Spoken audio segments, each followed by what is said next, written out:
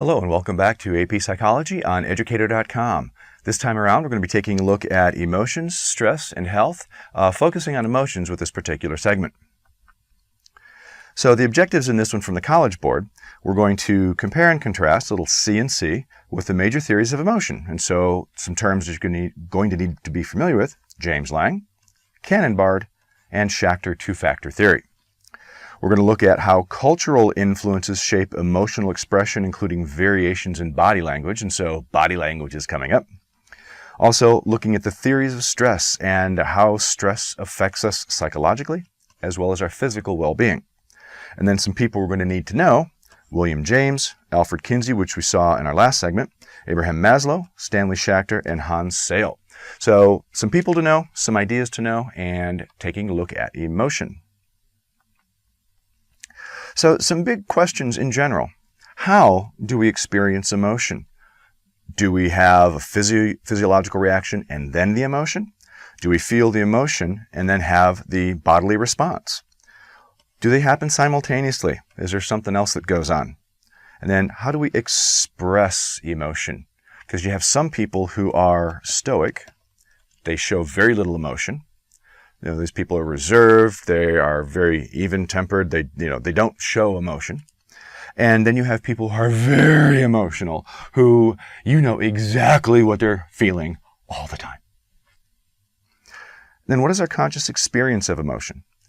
And the answer to all those questions are going to be, depends on the theory of emotion that we use.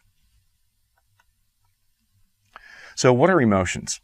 These are states that are characterized by physiological arousal, so not sexual arousal, but physiological arousal, and changes in facial expressions, gestures, posture, and subjective feelings.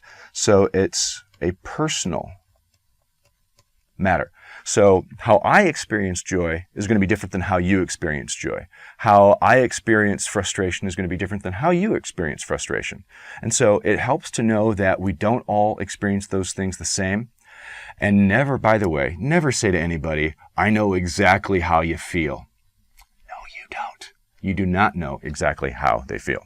You have an idea based on your experience, but you can't know exactly. Just saying.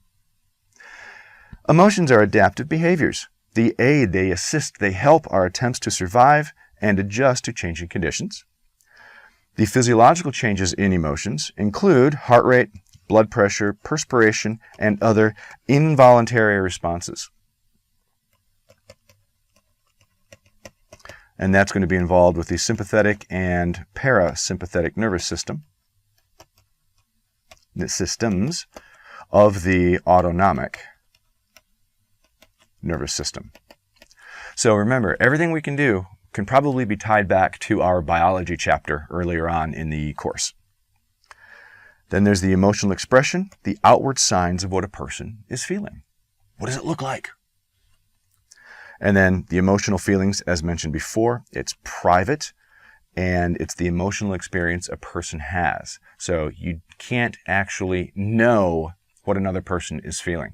You can have an idea, you can come close, but you can never know exactly because you can't read their minds. And so far as I know, telepathy is not a real thing.